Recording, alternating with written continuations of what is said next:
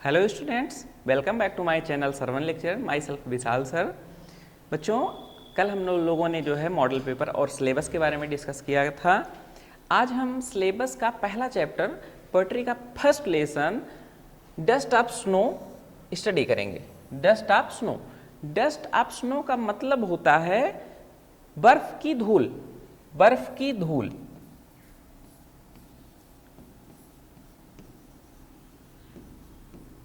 तो बर्फ की धूल तो होती नहीं है, तो हम कह सकते हैं कि बर्फ के छोटे छोटे कण, the टिनी particles of the ice. बर्फ के छोटे छोटे कण। तो ये हमारा पोएम है, पोएम का नाम है। अब हम थोड़ा सा समझते हैं कि पोएम हमारा संदेश क्या देना चाह रहा है।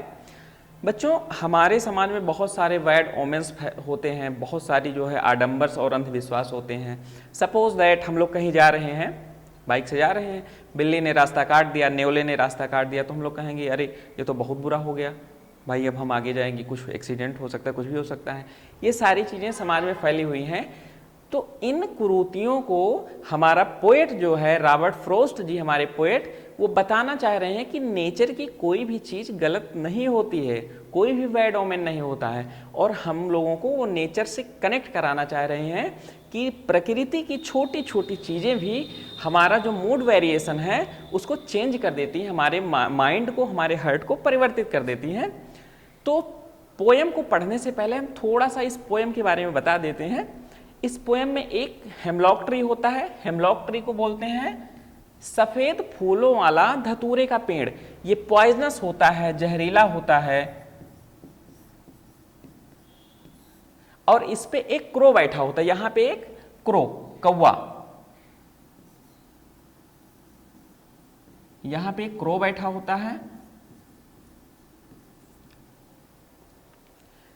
और क्रो को तथा हेमलॉक ट्री को, जहरीले वृक्ष को, हमारे समाज में बैड ओमेन मतलब बुरा प्रतीक माना जाता है। इसको कहते हैं ये बैड ओमेन है, बैड ओमेन। क्योंकि क्रो को डेथ का प्रतीक माना जाता है हमारे समाज में, और पॉइजनस ट्री को फेयर का प्रतीक माना जाता है, यानी मृत्यु और भय। तो मृत्यु और भय दोनों गलत चीजें हैं।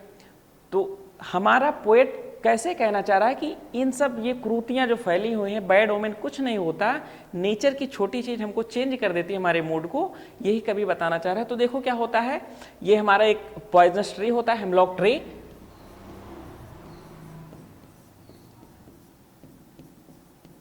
हेमलॉक ट्री पे क्रो बैठा होता है। हमारा कवि जो होता है वो कहीं उदास मन से आ रहा होता है, इस वृक्ष के नीचे से वो पास होता है, गुजरता है।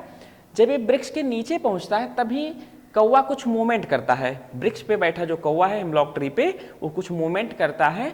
और ये बर्फ के जो टिनी पार्टिकल्स हैं, ये बर्फ के जो टिनी पार्टिकल्स हैं, ये हमारे कवि के ऊपर, पोएट के ऊपर आके गिरते हैं। फिर क्या होता है, पोएट तो हमारा पहले से उदास होता है, अचानक से उसका मूड चेंज हो जाता है, उसकी सैडनेस हैप्पीनेस में बदल जाती है। जो दुखी मन था वो अब प्रसन्न हो गया है। और कवि कह रहा है कि देखो कितना अच्छा हुआ, प्रकृति की छोटी सी चीज ने मेरे हृदय को और मेरे मन को प्रसन्न कर दिया है। जो मेरा दिन था उदासी में बीत रहा था, अब वो मेरा दिन हैप्पीनेस में बीतेगा, प्रसन्नता में बीतेगा।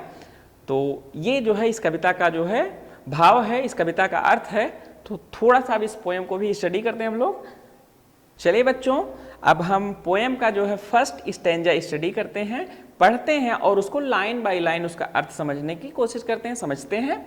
The way A crow shook down on me the dust of snow from ये hemlock tree.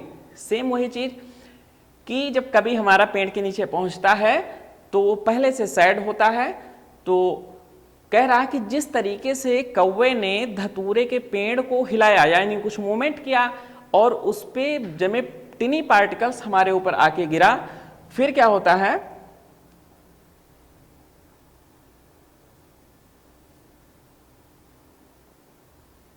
Has given my heart A change of mood.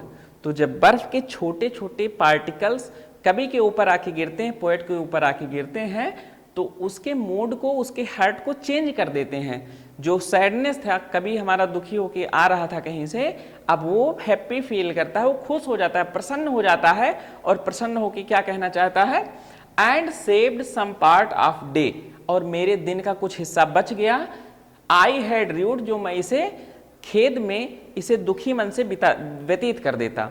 यानी जो हमारा कवि है वो पहले से दुखी होता है, और जब बर्फ के टेनी पार्टिकल्स उसके ऊपर गिरते हैं, कौवा जो है मूवमेंट करता है हेमलॉक ट्री से, तो हमारा जो कवि है वो हैप्पी हो जाता है। नेचर की छोटी सी चीज उसको जो है उसके मूड और हार्ट को चेंज कर देती है, वो प्रसन्न हो जाता है और कहता है कि अब मैं जो दिन का बचा हुआ शेष भाग है उसको प्रसन्नता पूर्वक जीना चाहता हूँ। अगर ये घटना, ये जो है इंसिडेंट कवि के साथ नहीं होता तो कहता है कवि कि मेरा जो दिन का भाग उदासी में व्यतीत हो गया है, वो उसी तरीके से दिन का अगला बचा हुआ भाग भी खेद और उदासी में व्यतीत हो जाता। तो हम इस पोएम के माध्यम से ये सीखते हैं कि नेचर की छोटी छोटी मूवमेंट, छोटी छोटी चीजें भी हमारे जीवन में बड़ा परिवर्तन लाने का काम करती हैं, यदि हम नेचर से जो है अच्छी तरीके से कनेक्ट होंगे। तो बच्चों, बहुत ही सुंदर पोएम है, हमने इसको बहुत अच्छे से समझा है। अगर आपको ये वीडियो पसंद आई हो तो वीडियो को लाइक करें, चैनल को सब्सक्राइब करें। Thank you.